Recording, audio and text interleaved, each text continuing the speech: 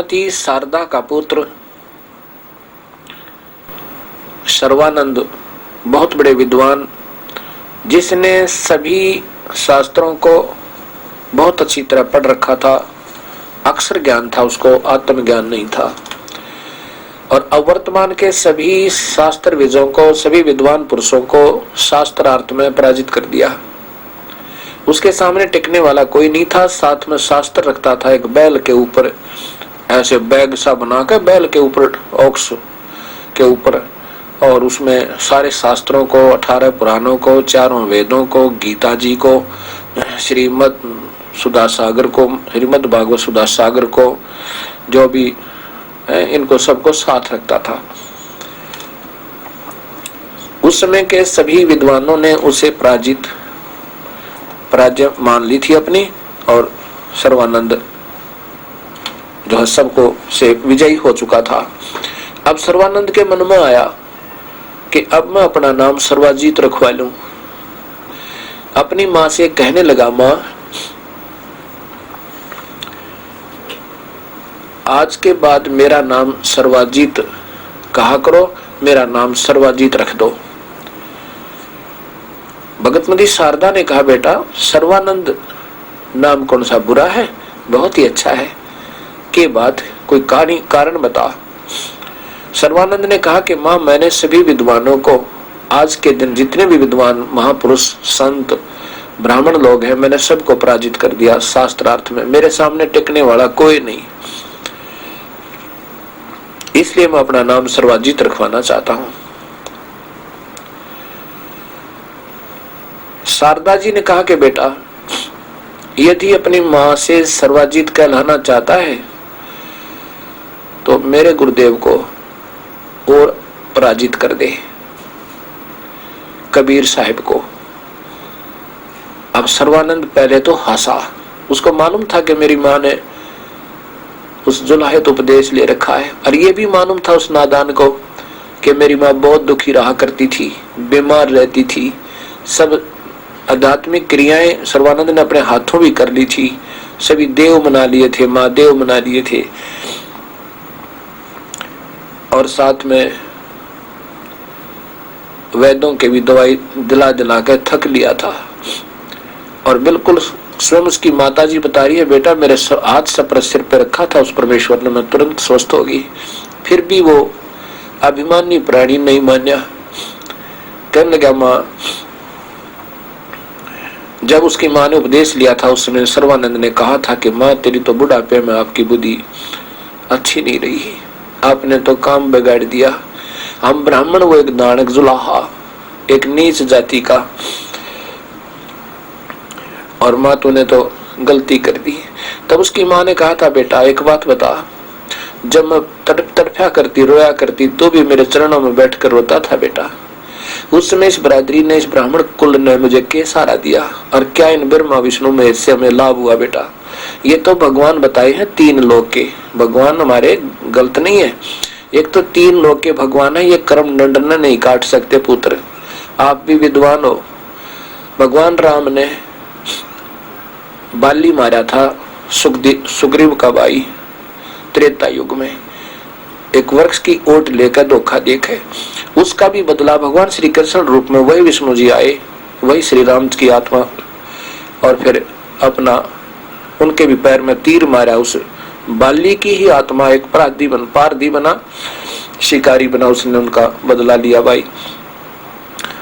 तो ये अपने कर्म भी नहीं काट सकते, हमारे दुखों का कैसा निवारण करेंगे। तो सर्वानंद कहता, माँ दुख तो कर्म के भोग नहीं पड़ते, भोगे ही समाप्त होंगे। और बोली रे नादान बुद्धिहीन नो बता, जब मेरे कर्म का दंड तू ही बताया करता, माँ ये तो कर्म का दंड है, भोगना ही पड़ेगा। अरे उस परमेश्वर के सिर पर हाथ रखते मेरा कर्म दंड कट गया, अब तो वही बोली फिर बोल रहा है, अब मैं ना मानू तेरी भी दूता ने बेटा, जब मेरे साथ स्वयं बीत चुकी है मैं तेरी बात ना सुनूं। ऐसा एक वेद में लिखा है कि वो परमात्मा कबीर साहब है, पाप कर्मों को काटने वाला अंगारी कबीरसी। अंगारी का अर्थ होता है पाप कर्म काटने वाला। ये देखो यजुर्वेद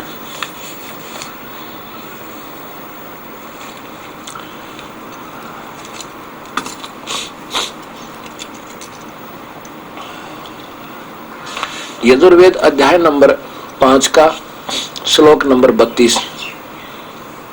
यह है यजुर्वेद अध्याय नंबर 5 श्लोक नंबर 32 में उसी कसी जो परम शांतिदायक है। कबीर अंगहरि असी, वो पाप कर्म काटने वाला कबीर परमेश्वर है। बमबारी माने बंधनों का शत्रु, बमबारी वो बंदी छोड़ कबीर परमेश्वर है। और रत धामा, ये देखो रत धामा, ये रत माने सत और धामा माने लोक वाला, सतलोक में रहने वाला, सौ प्रकाशित सवर ज्योति, वो परमेश्वर कबीर साहब है। और गरीबदास जी अपनी वाणी में कहते हैं, जम जो राजा से डरे मिटे कर्म के लेख, अदले अदल कबीरे हैं कुल के सतगुरु एक। जम जो राजा से डरे मिटे कर्म के अंक, कागज कीरे दरगह दई 14 कोट नहीं चंपे। वो कबीर परमेश्वर है जो हमारे कर्मों के, पाप कर्मों के अंकों को मिटा देता है।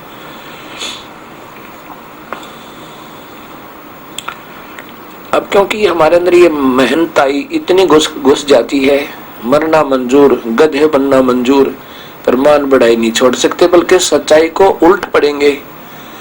कुछ तो सोचना चाहिए। ये काहे कि मान बढ़ाई 2 दिन का जीवन अपना और चले जाएंगे ऐसे ही। हमने अपने अधूरेपन को हारना पड़ेगा, प्रभु प्रसन्न होगा और फिर आप बैठ कर भक्ति करेंगे डट के। तो सर्वानंद ने को उसकी माँ ने बहुत लताड़ा, ने बोला रे नादान, तो आज भी नहीं कह रहा, यूं ही कह रहा है। मेरे लिए तो बेटा वो भगवान है और परमेश्वरों के परमेश्वर स्वयं आए हुए हैं बेटा। जिसका लग गया वो ही जाने। मेरा जितना दुखी प्राणी कोई नहीं था।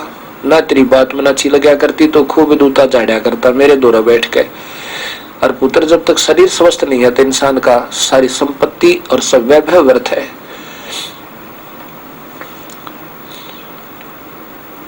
तब वो कहने लगा, उसकी माँ बोली बेटा उस कबीर परमेश्वर ने पराजित कर दे तो तेरी माँ तुझे सर्वाजीत कह देगी ना, तो बेटा तेरी माँ तुझे सर्वाजीत नहीं कहेगी। फिर हंसा वो, कहने लगा माँ ते रही बोली कतई, सॉरी कतई बोली है, उसका क्या राणा, वो तो गंवार है, मेरे सामने बोल नहीं सकता, ना उन वेदों का ज्ञान ना गीता का। उसकी माता बोली शारदा, कहने लगी बेटा ठीक है तेरी बात में फिर पीछे सुनूंगी। वो चाहे गंवार है और चाहे वो सर्जन आ रहे हैं, ये तो बाद में पता चलेगा बेटा, तू उसको पराजित कर दो आप, फिर मैं आपको सर्वाजित कहूंगी। अब सर्वानंद ने अपना बैल के उसी थैले में, बैल के ऊपर एक थैले में सारे शास्त्र रचाए खूब डट के और चल पड़ा। दोपहर के समय पहुंचा वहां पर उन जुलाहों की कॉलोनी में, जहां वो कबीर परमेश्वर एक झोपड़ी डालकर रहा करते थे, एक लीला किया करते थे। हमें यह समझाने के लिए कि परमात्मा के पाने के लिए गणे धन की आवश्यकता नहीं है, जाति और मजहब ऊंच की आवश्यकता नहीं है। हमारी आत्मा स्वच्छ हो और सत भक्ति हो, विधिवत साधना हमारी हो, तो सब ठीक हो सकता है। तुरंत प्रभु मिल सकता है। ना प्रभु तप से मिले, ना अन्य जप से मिले, ना हठ योग से मिले, ना किसी प्रकार से नहीं मिले, केवल सत भक्ति से मिले, विधिवत साधना से मिले और घर में रहकर, बाल बच्चों में रहकर भी प्रभु पाया जा सकता है। ये लीला की थी उन्होंने। कबीर साहब के अपने पुत्र पुत्री नहीं थे। आपने परिभाषा प्रभु की शंका और समाधान में पहले सुना कि कबीर परमात्मा ने 2 बच्चों को, एक लड़की और लड़के को, मृत्यु हो गई थी उनकी, वो घर वालों ने उनका अंतिम संस्कार कर दिया था दोनों का, और फिर उसको जीवित किया था। उन बच्चों को 12-13 साल की आयु के को कमाल और कमाली नाम रख के अपने पुत्रों और पुत्री वत रखा था। कबीर परमेश्वर की अपनी संतान नहीं थी, ना उन्होंने कोई शादी की थी। ये बताना चाहते थे कि हम परमात्मा को ऐसे सतर में भी पा सकते हैं। ये नमन से नमन सतर का मतलब जीवन दिखाकर प्रभु ने हम सब का विश्वास दृढ़ किया। अब सर्वानंद अपने बैल के ऊपर रख कर सारा सारे शास्त्रों को और पहुंचा वहां पर जहां जुलाहों की कॉलोनी, जहां कबीर परमेश्वर एक झोंपड़ी में रहा करते थे। दोपहर का समय, गर्मियों के दिन। सर्वानंद जब कॉलोनी में पहुंचा तो कबीर परमेश्वर की रजातें बहुत जोर की प्यास लग आई। सामने कुएं पर एक लड़की, वही कमाली जो कबीर साहब की मुंह बोली बेटी थी, जो शेख तकी की पुत्री मर गई थी, उसको कब्र में दबा दिया गया था, और फिर समाज को ये दिखाने के लिए कि कबीर परमेश्वर पूर्ण समर्थ है, वो जीव की आयु भी बढ़ा सकते हैं, कब्र में से निकलवा के उस लड़की को जीवित किया था। वो लड़की कबीर साहब के साथ रहा करती थी। वो उस दिन कुएं पर पानी भर रही थी, पानी निकाल रही थी, अपने मटके में डाल रही थी। उधर से सर्वानंद जी का वहां पहुंचना हो गया और प्यास बहुत जोर की लगाई, ऐसी लगाई कि यदि 10 मिनट जल ना मिले तो शायद प्राण पखेरु उड़ जाए। अब जुलाहों की कॉलोनी में आज से 550 वर्ष पूर्व लगभग यदि कोई ब्राह्मण चला जा, और वो भी सर्वानंद जैसा महान पुरुष जिसका दुनिया में बोलबाला हो, तो सब कॉलोनी वाले ऐसे देखते हैं बाहर निकल कर जैसे हाथी आ जावे गांव में, और सब देखने के लिए निकला करते हैं। अब अपने द्वारों पर खड़े हो गए कि पंडित जी आज कहाँ जा रहे हैं। अब सर्वानंद ने देखा कि तू मरने वाला है और जल्दी जल पी ले। उस लड़की से कहा कि बेटी जल्दी पानी पिला, मेरे तो प्राण उड़ने वाले हैं। लड़की ने अपने मटके में पानी ना डालकर और उसको ऐसे बाल्टी से पानी पिलाना प्रारंभ कर दिया। जब सर्वानंद जी का पेट भर गया, प्यास बुझ गई, तब देखा कि तू ब्राह्मण और ये दुल्हाओं की कॉलोनी और कुआं भी उन्हीं का है, इसमें तो कोई शक नहीं। दुल्हाओं की कॉलोनी में दुल्हाओं का एक कूप होगा। तब उसने देखा कोई देख तो नहीं रहा तुझे, पानी पीते को देखा, चारों तरफ दुनिया देख रही है खड़े होकर के। अब उन्होंने सोचा अब तो बात बिगड़ गई और बेइज्जती होगी। वो लड़की पे डांट मारता है, कहता है लड़की ये किस जाति का कुआं है। तो कमाली ने कहा पंडित जी जुल्हाओं की कॉलोनी में मोहल्ले में तो जुल्हाओं का ही कुआं होगा, ब्राह्मणों का नहीं हो सकता, ये तो जुल्हाओं का कुआं है। तो गुस्से होकर कहता है लड़की तूने पहले क्यों नहीं बताया मुझे। तब वो लड़की कहती है ऋषिवर उसमें तो आपकी जान जाने वाली थी प्यासे की, आपने पहले पूछना चाहिए था ये कुआं किसका है। अब प्यास बुझ गई तो तुझे बातें आ गई है, मर जाता 1 मिनट में अगर तुझे जल ना मिलता था, और ये जाति तेरी यही दरी रह जाती, फिर पशु बनते। वो कहने लगा कि लड़की एक बात बताता है, वो कबीर का घर कहाँ है यहाँ पे। वो लड़की ने पता था कि ये खसने वाले अज्ञानी जीव इस परमेश्वर के साथ ना जाने कितने आवे। उस लड़की ने उसका जवाब दे दिया कि कबीर का घर शिखर में, शिखर माने सबसे ऊपर सतलोक में, और जहां से ले ली गैल और पाँव ना टके पपील के तो पंडित लाजरा बैल है। और लड़की बोली कि पंडित जी इन शास्त्रों और पोथों इन वेदों में जो वर्णन विधि है वो पूजा की सही नहीं है, इन शास्त्रों के ज्ञान को कंठस्थ किए फिर रहा है, इससे वो कबीर का घर जहां मालिक रहता है सतलोक में वो नहीं पाया जा सकता। वहां तो चीटी भी नहीं जा सकती, पपील माने चीटी, पावना टेके पपील के तो पंडित लाजरा बैल।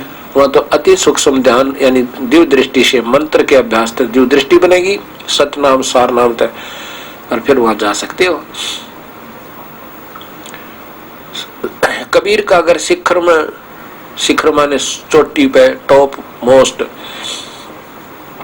प्लेस, टॉप मोस्ट प्लेस यानी सबसे ऊपर का जो स्थान सतलोक में,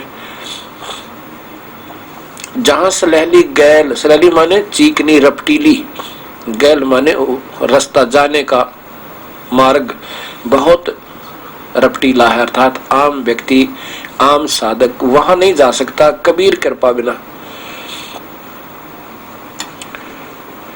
तब वो कहने लगा कि ए लड़की यहाँ कॉलोनी में कहाँ रहते हैं वो, मैं तो यहाँ पूछ रहा हूँ। अब उसने पता नहीं के सतलोक ये तो वेदों को तो घोट लेते हैं, लेकिन इनको ज्ञान कुछ नहीं होता। तो कहने लगा यहाँ कहाँ रहता कॉलोनी में? तब वो लड़की बोली आ जाओ पंडित जी मेरे साथ आ जाओ ऋषिवर, मैं वहीं जा रही हूँ। पंडित जी उनके साथ साथ लड़की पानी का मटका उठा करके आगे चल पड़ती है।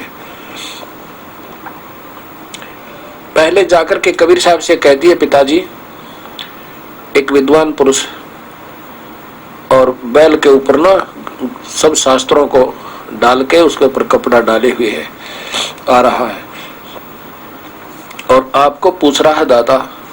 कबीर साहब बोला बेटी कोई बात नहीं, आ जाएंगे, हम तो उनके दास हैं। लगता है महाराज जी, कबाली बोली कि आपके साथ वो शास्त्रार्थ करेगा।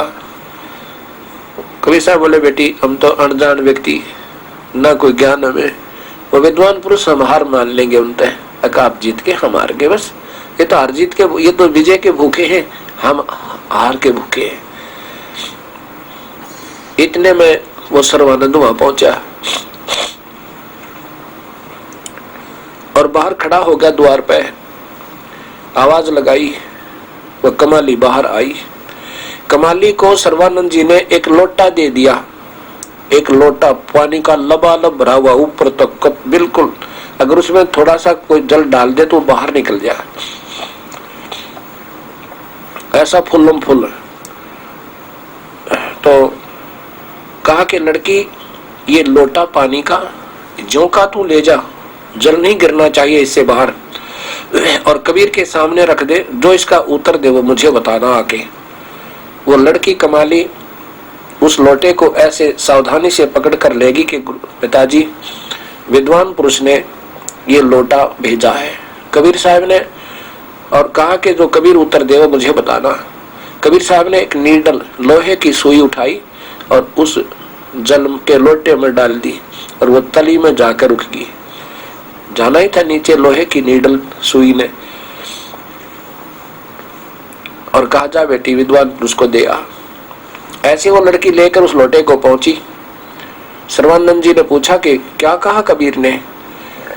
कमाली ने कहा कि कहा कुछ नहीं ऋषि जी, इसमें एक लोहे की सुई डाल दी। कहता ये क्या उत्तर हुआ? अंदर आता है कबीर साहब के पास जाकर कहता है कबीर तूने मेरे प्रश्न का क्या उत्तर दिया? कबीर साहब ने कहा कि प्रश्न क्या था ऋषिवर आपका? मेरा प्रश्न ये था कि मैंने ये पानी से भरा हुआ ऊपर तक लोटा आपके पास भेजा था इसलिए कि मैं ज्ञान से परिपूर्ण हूं। जैसे ये लोटा पानी से भरा हुआ है और इसमें अगर और एक बूंद भी पानी की डालेंगे वो बाहर जाएगी, इसमें नहीं समाएगी। ऐसे मैं ज्ञान से परिपूर्ण हूं और मैंने सभी विद्वान पुरुषों को पराजित कर दिया है। मैंने अपनी माँ से अपना नाम सर्वजीत रखवाना है और मेरी माँ ने शर्त रखी है कि तू कबीर को हरा दे शास्त्रार्थ में तो मैं तुझे सर्वजीत नाम रख दूंगी। ये मेरी समस्या है और अब तू अपनी हार देख दे बस। तेरा ज्ञान मैंने ये इसलिए लोटा भेजा है कि तेरा ज्ञान इसमें नहीं समाएगा मेरे अंदर। जैसे इस लोटे में कोई और पानी डालेंगे तो बाहर ही जाएगा, इस लोटे में स्थान नहीं है। ऐसे मेरे अंदर तेरा ज्ञान बिल्कुल नहीं समाएगा। सर्वानंद जी ने कबीर परमेश्वर से कहा अब तेरा उत्तर क्या है? कबीर साहब से पूछा सर्वानंद जी ने। कबीर साहब ने कहा कि मेरा उत्तर बताऊं क्या है? मैंने इसमें सुई इसलिए डाली है कि मेरा ज्ञान ऐसा स्थायी है कि ये तेरे ज्ञान जैसे लोटे के तली में या सुई जाकर डटी है और तेरा पानी बाहर निकल गया, लोटे का जल बाहर निकल गया और सुई नीचे जाकर टिक गई है। ऐसे मेरा ज्ञान वो है कि तेरे इस सारे ज्ञान को बाहर कर देगा और ये तेरे हृदय में स्थान बना जाएगा।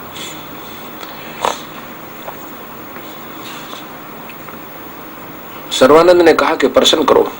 अब जैसे पंडित जी आ जाओ किसी के घर में, गरीब मोहल्ले में सब इकट्ठे हो गए, जुलाए लोग, वो अनपढ़ बेचारे जिनको ना भक्ति का ज्ञान, तो बैठ के अब देखो आज बात होगी, क्या चर्चा होगी।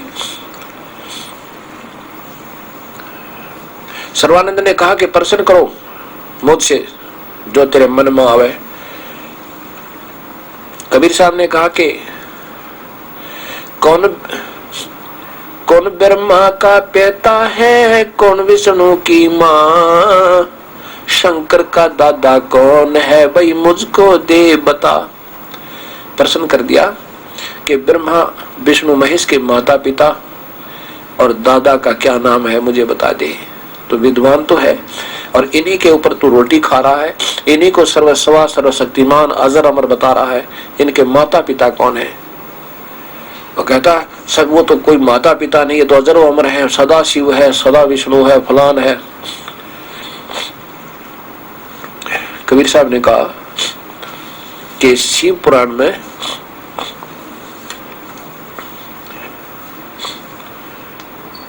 आप विष्णु पुराण में देखिए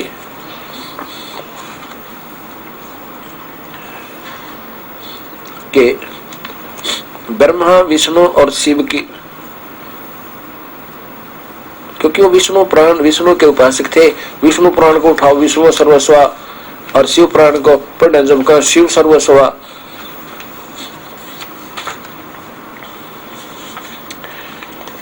कबीर साहब ने कहा कि रुद्र संहिता संक्षिप्त शिव पुराण, इसको अध्याय नंबर 6 ये सुना दे और देख उसमें क्या लिखा है। अब ये भगत समाज के लिए मैं अब संक्षेप दिखाता हूं कि ये वास्तव में ये लिखा था, लेकिन उस विद्वान ने ज्ञान तो हो गया कि इसमें लिखा सही है, लेकिन उसमें संस्कृत के अंदर सब शास्त्र थे, सरलार्थ अनुवाद तो अभी हुए हैं। ये शिव पुराण गीता प्रेस गोरखपुर से प्रकाशित है और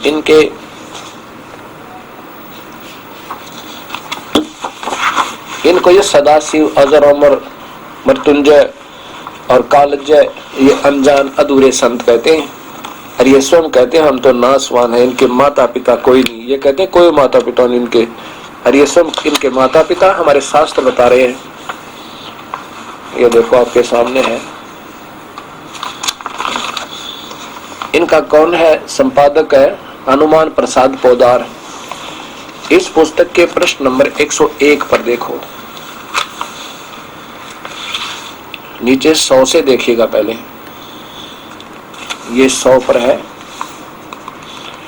यस, इनकी माता है कौन? सदा ये उस परम शक्ति को प्रधान प्रकृति गुणवती माया बुद्धि तत्वों की जनित तथा विकार रहित बताएगा। वह शक्ति अंबिका कही गई है, उसी को प्रकृति सर्वेश्वरी और त्रिदेव जननी या ब्रह्मा विष्णु में इसकी माँ कहलाती है। नित्या और मूल कारण कही गई है। वह सदाशिव से प्रकट की गई थी। उस शक्ति की 8 भुजाएं हैं। यह शेरा वाली जो है इस ब्रह्मा विष्णु में इस तीनों देवताओं की माता है। और विष्णु की उत्पत्ति ये देखो, ये कहते हैं विष्णु जब विष्णु पुराण को सुनाते हैं सर्व सदा है, इनका कोई माता पिता नहीं, ये है वो है। अब इसमें यही 101 पृष्ठ पे ब्रह्मा विष्णु सदाशिव से, सदाशिव कौन है? ये काल है। इस काल से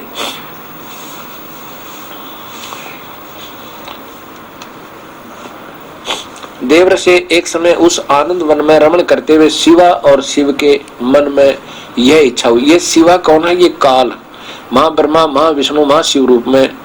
जैसे आपने सृष्टि रचना में देखा, वो ऊपर रहता है ब्रह्मलोक में, वहां पार्वती, जब पार्वती और महाशिव और पार्वती के रूप में रहता है। जहां ये वहां 3 स्थान बनाकर रहता है, रजोगुण प्रधान, सतोगुण प्रधान और तमोगुण प्रधान। जहां पर जैसे भी स्थान पर ये रहते हैं दोनों जने, वहां जो पुत्र उत्पन्न होता है, जैसे सतोगुण प्रधान क्षेत्र में रहते हैं तो वहां उत्पन्न हुए पुत्र का नाम ये विष्णु रख देता है, ये काल भगवान।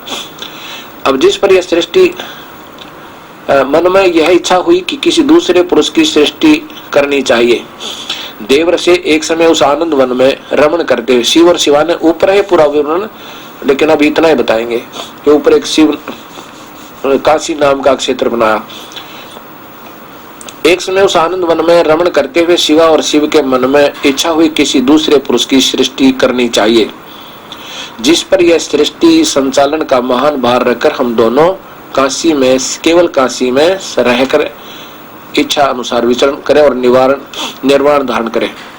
अब देखो यहाँ आ गया, ऐसे निश्चय करके शक्ति सहित यानी उस पार्वती यानी महाशक्ति शेरा वाली को वो महापार्वती रूप में रखता अपने पास, दुर्गा के सहित सर्वव्यापी सर्व परमेश्वर, ये लेख के अपने विचार हैं। सर्वव्यापी परमेश्वर शिव ने अपने वाम अंग के 10वें अंग पर अमृत मल दिया, अर्थात पति पत्नी का रूप से वहां पर व्यवहार किया और उससे सतोगुण की प्रधानता अधिक थी।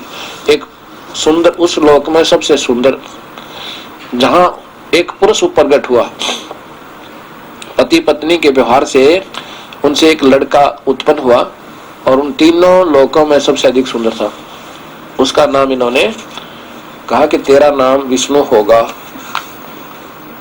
ये देखो,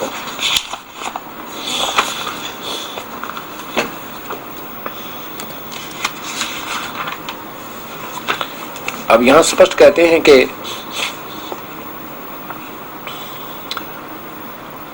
शिव ने कहा वत्स, विष्णु को शिव ने कहा बेटा, और ये कहते हैं विष्णु का कोई पिता नहीं, कोई माता नहीं। शिव ने कहा, ये काल ने, काल महाशिव, महाब्रह्मा, महाविष्णु रूप में ब्रह्मलोक में रहता है। शिव ने कहा वत्स, व्यापक होने के कारण तुम्हारा विष्णु नाम विख्यात होगा। अब देखो ये शिव महापुराण, इसमें अच्छा, इसी में आगे चल के ब्रह्मा की उत्पत्ति इसी शिव से हुई। अब यही बात हमने विचार करनी होगी कि अभी तक ये संत हमें कहाँ उड़ जाए बैठे हैं। ये कहते हैं ब्रह्मा विष्णु में इसके कोई माता कौन, ये सर्वेश्वर है, ये स्वयं अजन्मा है, फलाना है। और ये शास्त्र बताओ इनके माता पिता हैं? ये तो शिवपुराण बता रहा कि इनसे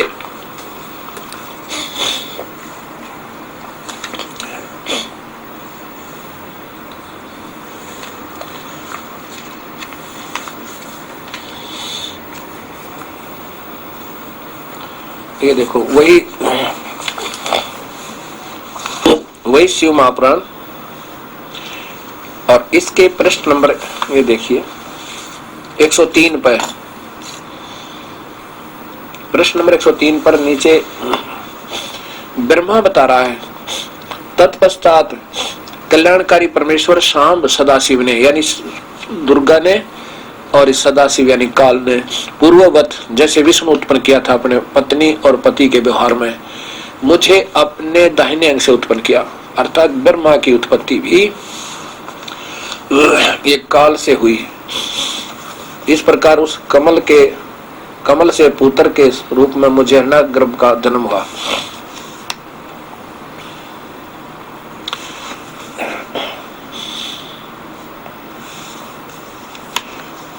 अब यहां इस प्रकार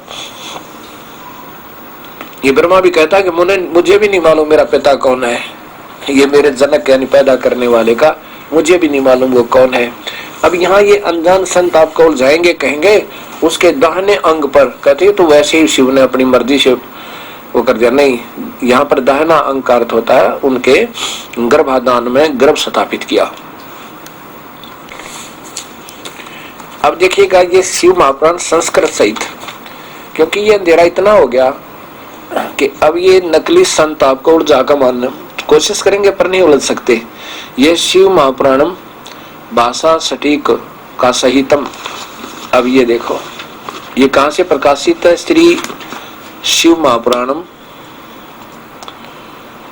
और डॉक्टर ब्रह्मानंद त्रिपाठी टीकाकार हैं, डॉक्टर ब्रह्मानंद त्रिपाठी, साहित्य आयुर्वेद ज्योतिष आचार्य, MA PhD DS DMC। यह है चौखंबा संस्कृत प्रतिष्ठान दिल्ली, ये यहाँ से प्रकाशित है। और इसके अंदर वही प्रकरण है, संस्कृत सहित है। आप देखिएगा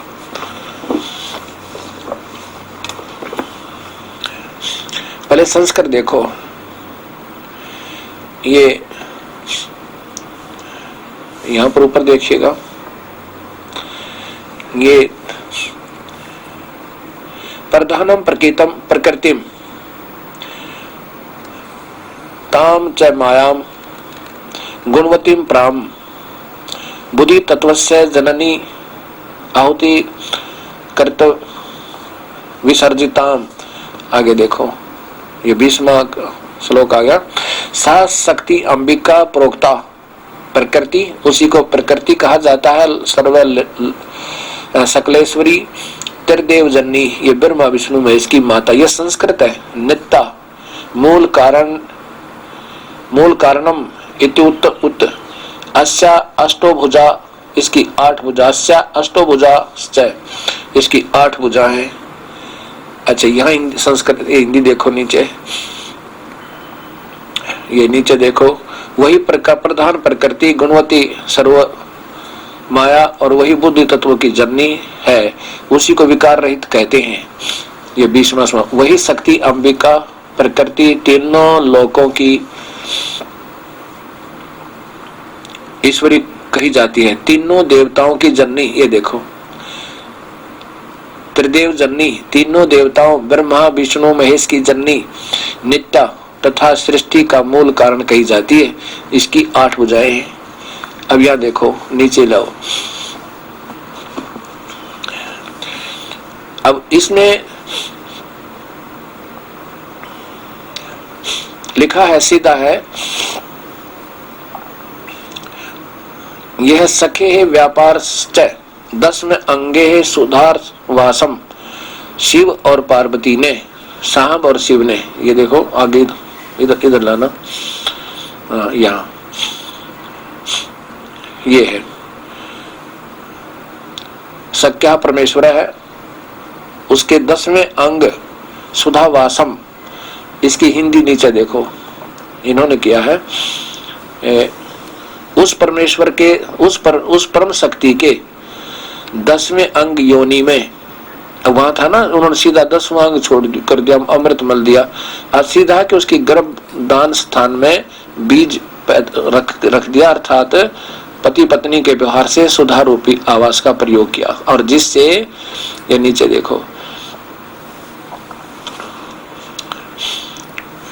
उस एक लड़का, एक बालक उत्पन्न हुआ, एक सुंदर, तीनों लोकों में एक सुंदर पुरुष प्रकट हुआ, जो शांत और सतोगुण से युक्त था, गंभीर था। यहाँ नीचे लिखा है कि तुम्हारा विष्णु यह प्रसिद्ध नाम होगा। उस वचनों को सुनकर भगवान शिव जी बोले, बादलों के समान गंभीर वाणी से बोले। शिव जी ने कहा कि सर्वव्यापक होने से के कारण तुम्हारा विष्णु यह प्रसिद्ध नाम होगा, अर्थात भगवान शिव से विष्णु की उत्पत्ति। और ये कहते हैं विष्णु तो अजर है, अमर है, सर्वस्वा है, और शिव की उत्पत्ति देवी भागवत महापुराण बताओ। क्योंकि ये लेखक जो है, इन शास्त्रों के जो लेखक रहे वो स्वयं अधूरे थे, उन्होंने इन संस्कृत को भी ढंग से ना लिख पाए, नहीं समझ पाए। अब देवी भागवत महापुराण देखो, इसमें ब्रह्मा विष्णु महेश की उत्पत्ति, गीता प्रेस गोरखपुर से, इसके 123 पृष्ठ पे, इसके 123 पृष्ठ पे स्पष्ट लिखा है कि तीनों स्वीकार करते हैं कि हम तो आपके बच्चे हैं, आप ही हमारी माँ हो।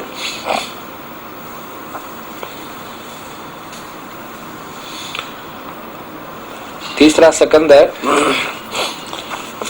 ये सकंद, तीसरा सकंद यहां देखिएगा 123 नंबर पृष्ठ पे। ये बार बार दिखाना पड़ेगा क्योंकि आपको पहले के बच्चे की तरह इस वक्त समाज को ये पाठ्यक्रम याद कराना होगा, क्योंकि पुराना रंग भी ऐसे काफी वर्षों से चल रहा। तीसरा सकंद ब्रह्मा जी का भगवती के चरण नख में समस्त देवता आदि को देखना, ये 123 नंबर पृष्ठ है।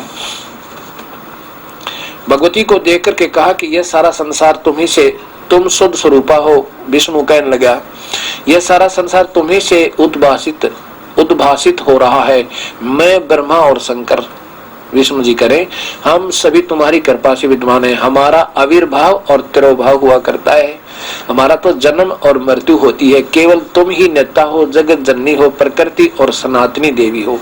भगवान शिव क्या कहते हैं, जिनको ये अजन्मा अजर अमर सर्वेश्वर कहते हैं नादान संत, हे देवी, शंकर भगवान बोले, हे देवी, यदि महाभाग विष्णु तुम्ही से प्रकट हुए हैं, उत्पन्न हुए, तो उनके बाद उत्पन्न होने वाला ब्रह्मा भी तुम्हारे बालक हुए। फिर मैं तमोगुणी लीला करने वाला शंकर क्या तुम्हारी संतान नहीं हुआ? अर्थात मुझे भी उत्पन्न करने वाली तुम ही हो। अब देखो कितना स्पष्ट कर दिया। इससे स्पष्ट और क्या किया जाएगा कि तीनों स्वीकार कर रहे हैं कि तू हमारी माँ है और हम आपके बालक हैं, हम आपके बच्चे हैं।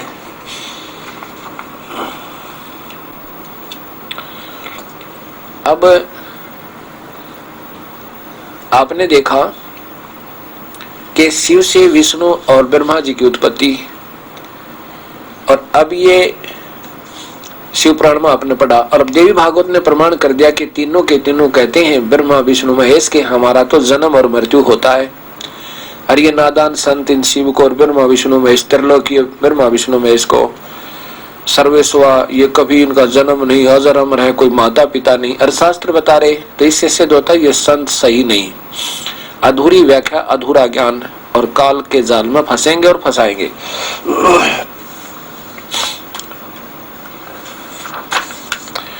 अब देवी भागवत महापुराण को फिर सुनना, थोड़ा सा नए सिरे से सुनाना चाहता हूं। पहले मैं मौखिक बताऊं थोड़ा सा।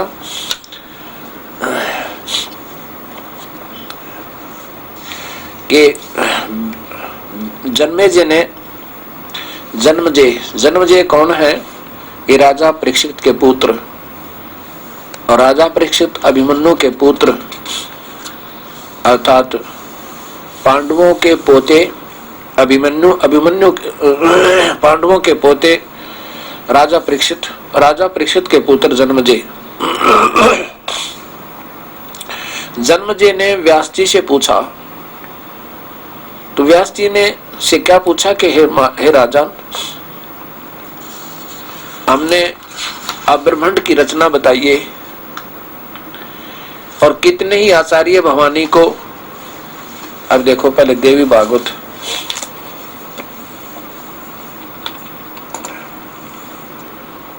ये गीता प्रेस गोरखपुर से प्रकाशित है, श्री देवी भागवत श्रीमद देवी भागवतम। और इनके लेखक कौन है?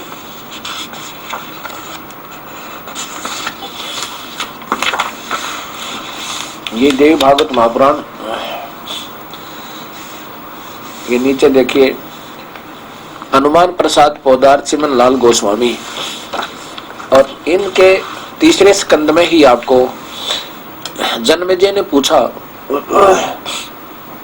कितने आचार्य भवानी को संपूर्ण मनोरथ पूर्ण करने वाली बतलाते हैं, वे आदि माया महाशक्ति एवं परम पुरुष के साथ रहकर कार्य संपादन करने वाली प्रकृति है। ये प्रकृति शब्द आपको गीता में ध्यान रखना होगा जब गीता जी का सोल्यूशन होगा। ब्रह्म के साथ उनका अभेद संबंध है। ब्रह्म ये काल है, क्षर पुरुष है, और इसके साथ प्रकृति का ब्याह है, इस शेरा वाली का, ये ब्रह्म के साथ इसका अभेद संबंध है, और ये प्रकृति देवी है।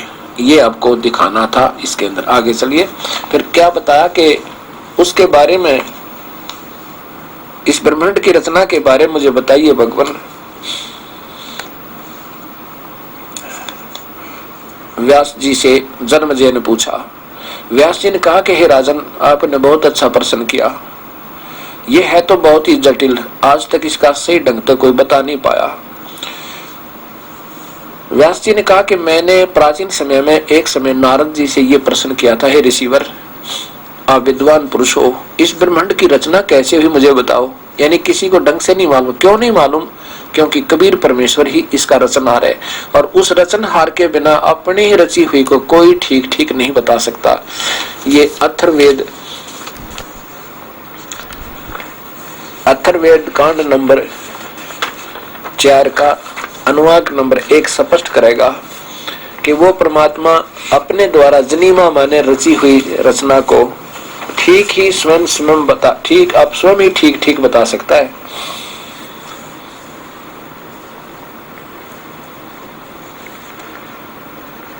क्या बता सकता है कि ब्रह्म से जनीमा, ये है अथर्ववेद। इसकी संस्कृत आपके सामने है और मिला सकते हो वेदों से। अथर्ववेद कांड नंबर 4 अनुवाक नंबर 1 सूक्त नंबर 1 के श्लोक नंबर 1 से 7। इसमें आपको तीसरे श्लोक में बताऊंगा। ये है पर्य जजे विद्वानस्य देव बंधु विश्वा देवानाम जनीमा। जनीमा माने सृष्टि रचने वाला, विभक्ति माने अपने द्वारा रची हुई, जनीमा माने स्वयं रची हुई को, विभक्ति माने ठीक बताने वाला। वो स्वयं ही बताता है कि ब्रह्मणे उद्भारे मध्यात्, अपने मध्य से उस पूर्ण परमात्मा ने अपने मध्य से इस ब्रह्म की उद्भुजवार माने उत्पत्ति की, और नीचे और विचय सभी को अपने दोनों स्थानों पर सब विश्व, सारे विश्व को रोका हुआ, डांटा हुआ। अब इसमें ये पूछ रहा है ब्रह्मा जी ने, नारद जी कहता है कि व्यास जी कहते हैं कि मैंने ब्रह्मा जी से पूछा, नारद जी से व्यास ने पूछा। व्यास जी कहते हैं कि मैंने एक बार नारद जी से यही प्रश्न किया था जन्मजय, जो तूने मुझे किया। नारद जी ने मुझे बताया कि हे व्यास जी, ये बहुत ही जटिल समस्या है। यही प्रश्न मैंने अपने पूज्य पिता ब्रह्मा जी से किया था, नारद जी बतावे। और ब्रह्मा जी ने जो मुझे बताया, नारद जी बता रहे हैं कि जो ब्रह्मा जी ने, मेरे पिताजी ने मुझे बताया, वो मैं तुझे सुना रहा हूं, अब सुन।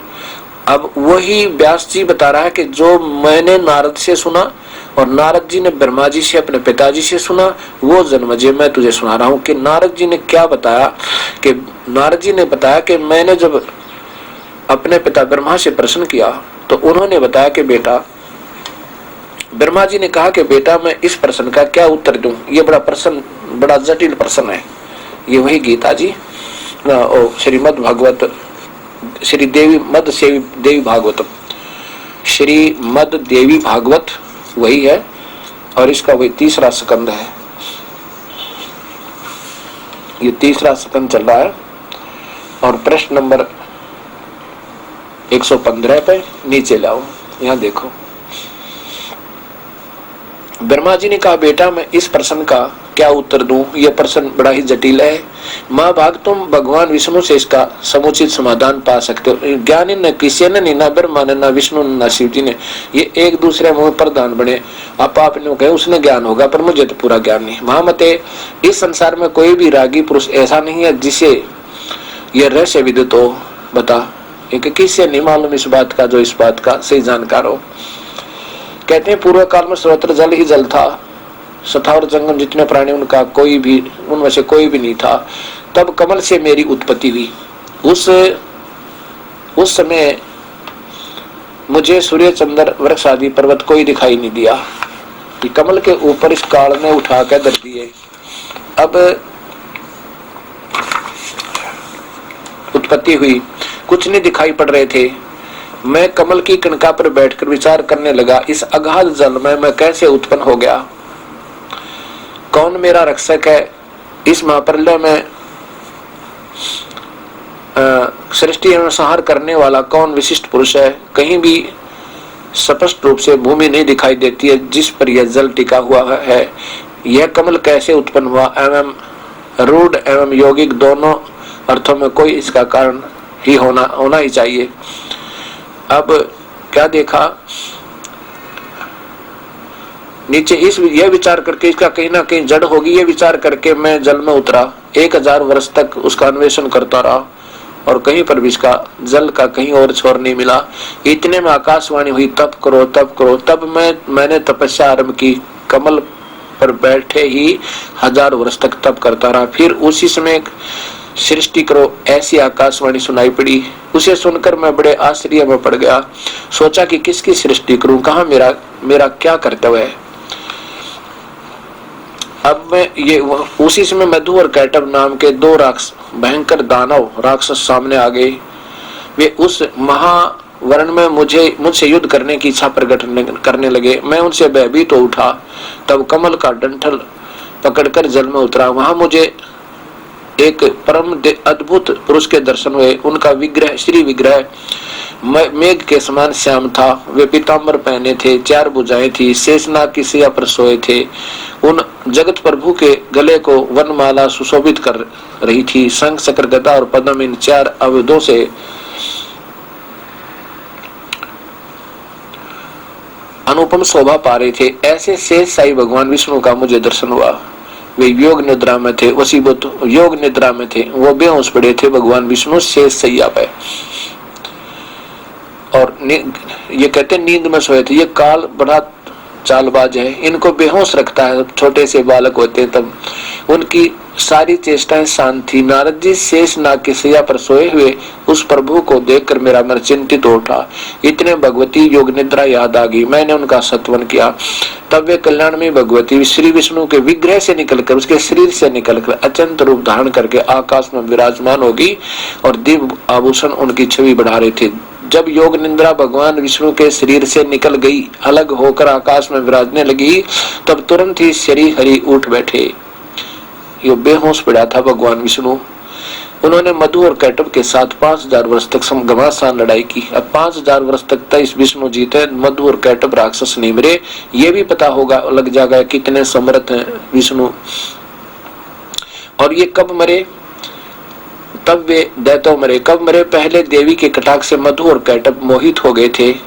इसके बाद भगवान विष्णु ने गोद में लेटाकर उन्हें प्राण रहित कर दिया। और वहां पर मैं और विष्णु 2 थे। वहीं पर ये रुद्र, ये शंकर भी प्रकट हो गया। हम तीनों को भगवती अध्यात्म शक्ति ने के दर्शन हुए। उन्हें देखकर मन मुग्ध हो गया, उनकी स्तुति की। तब देवी ने कहा, ब्रह्मा, विष्णु और महेश्वर, तुम भली भांति सावधान होकर अपने अपने कार्य में संलग्न हो जाओ। सृष्टि, स्थिति और संहार ये तुम्हारे कर्तव्य हैं। अब यहाँ थोड़ा सा मैं आपको फिर बताऊंगा।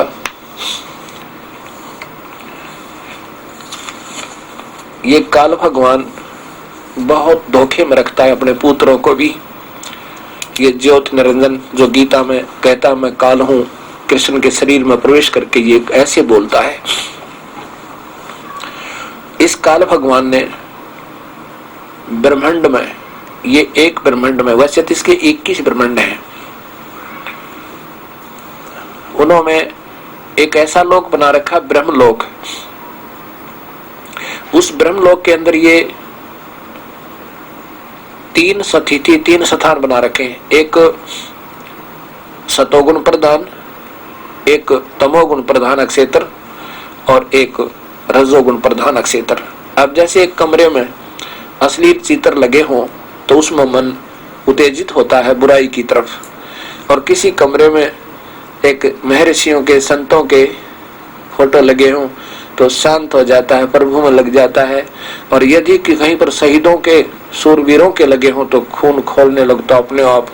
ऐसे ये 3 स्थान बना के ये काल ब्रह्मलोक में महाब्रह्मा, महाविष्णु, महाशिव रूप में रहता है।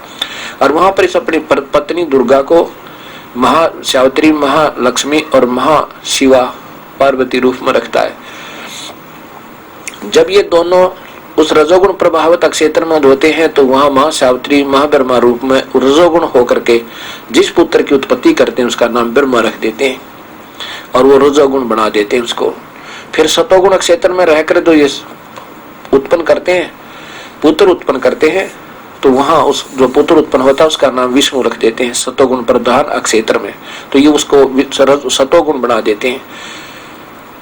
और तीसरा जो है तमोगुण क्षेत्र में जब रहकर ये कोई पुत्र उत्पन्न करते हैं उसका नाम रुद्र अर्थात शंकर, शिव रखते हैं, वो तमोगुण बना देते हैं।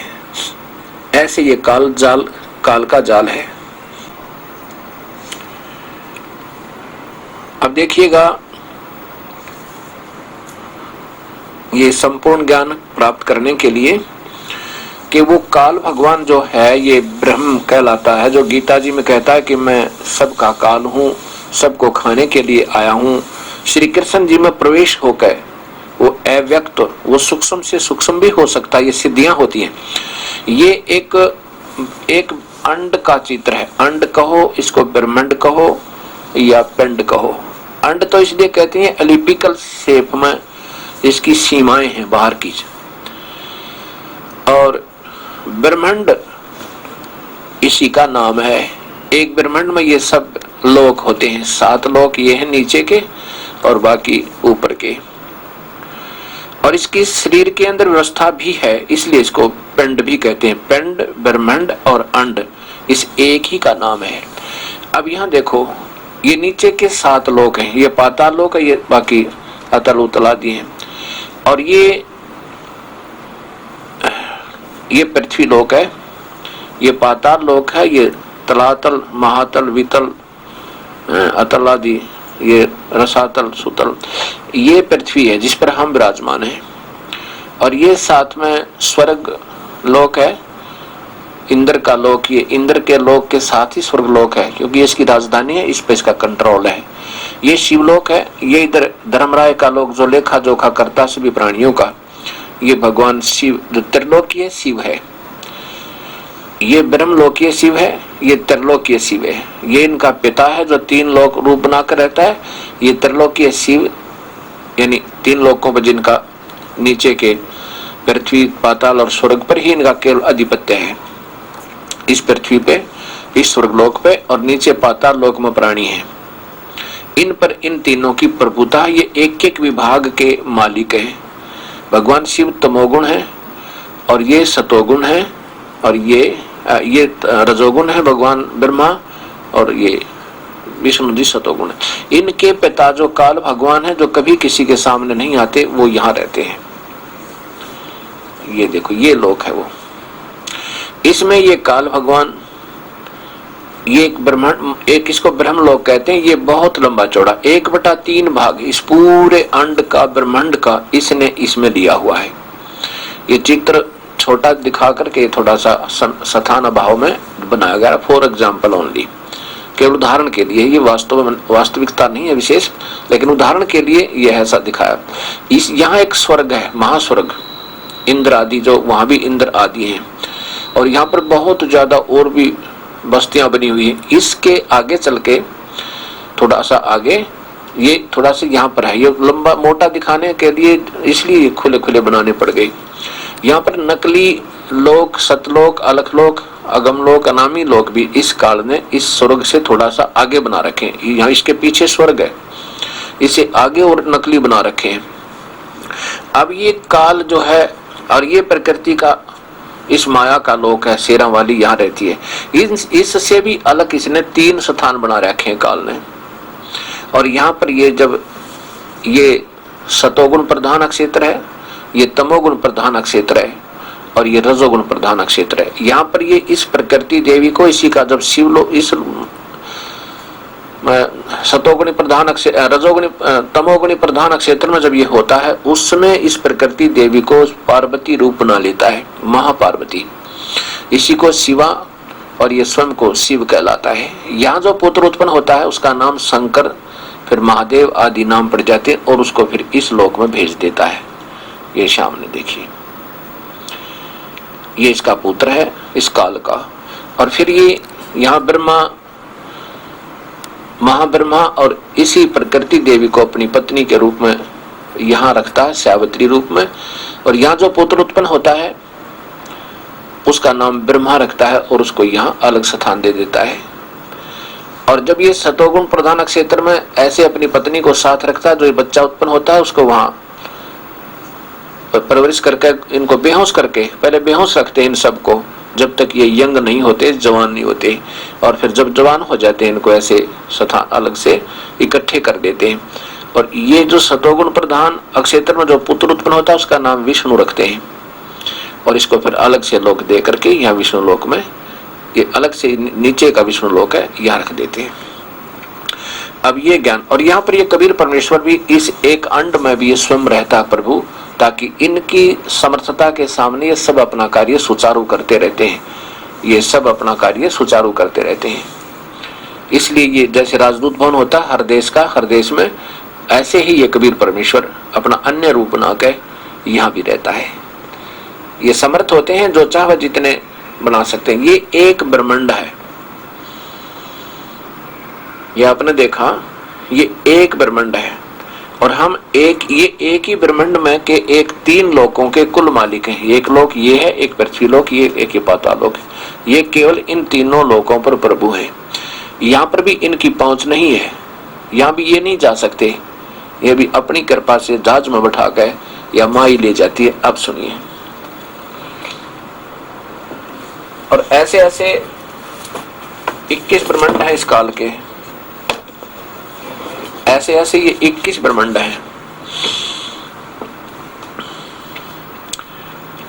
अब देखिए, ये एक महाब्रह्मांड बनाया हुआ है काल भगवान ने। ये जो है ना, ये 4 ये महाब्रह्मांड, एक महाब्रह्मांड ये है, एक ये है, एक ये है, एक ये है। एक महाब्रह्मांड में अभी आपने जो एक ब्रह्मांड देखा था, एक अंड देखा था, ये 5 हैं। एक महाब्रह्मांड में ये 5 ब्रह्मांड हैं। अब देखो, ऐसे ऐसे ये 20 ब्रह्मांड हुए और ये ब्रह्मा विष्णु महेश तो एक ब्रह्मांड के कुछ अंश के 3 लोकों पे ही प्रभु हैं। और इनको सर्वस्वा, कालज, सर्वशक्तिमान, सब लोकों के महेश्वर ये अनजान संत बतावे, सर्वानंद जैसे। अब ऊपर देखिए, इनको मृत्युंजय कहे शिव ने, और ये कहे ये तो ब्रह्मांड कितने मरते हैं। अब ये जो एक लोक और है, ऐसा ब्रह्मांड है एलिपिकल, ये सिर्फ ज्यादा विस्तृत दिखाने के लिए खुले खुले बना दिए। ये 21 महाब्रह्मांड का हो चाहे महाब्रह्मांड, एक महाब्रह्मांड को इसने स्वयं लिया हुआ है। यहाँ पे ये इसकी राजधानी है काल भगवान की। जब ये विष्णु पुराण में आपने पढ़ा, जब ये प्रकृति देवी से अलग हो जाता, जब अपने यहाँ नीचे की पूरी प्रजन होकर कर उत्पत्ति, फिर यहाँ आ जाता है। ये यहाँ इसका वास्तविक रूप, जिसको विष्णु कहते हैं, ये महाविष्णु अर्थात ये काल, ये यहाँ वास्तविक काल रूप में यहाँ रहता है। इसका काल रूप प्रकट होता है, जैसा विष्णु पुराण में आपने सुना, वो उस समय यहाँ रहता है। और यहाँ पर भी इसने एक नकली सतलोक, ये देखिए, यह तपतशिला बनी हुई है, इस पर भून कर जीवों को खाता है। ये नकली सतलोक, नकली अलखलोक, नकली अगमलोक, नकली अनामी लोक, ये यहाँ बना रखे हैं। और ये नकली नाम जपने वाले संतों को प्रथम तो वो एक ब्रह्मांड में ही बना रखा है नकली, उसमें रोक लेता है। यहाँ तक तो बहुत देर से जब ये सब ब्रह्मांड विनाश में आते हैं 20 नीचे के, तब इनको यहाँ रखता है। अब देखो, ये है काल का पूरा ब्रह्मांड, यानी पूरा लोक का चित्र।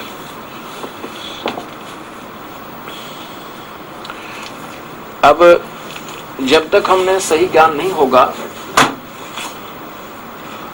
तब तक हम ऐसे ही अधूरा पधूरा काम करते रहेंगे, भक्ति ठीक ना बनेगी और हम अपना भक्तिहीन होकर मानुष जीवन व्यर्थ कर देंगे। अब जैसा कि इससे पहले आपने पढ़ा था कि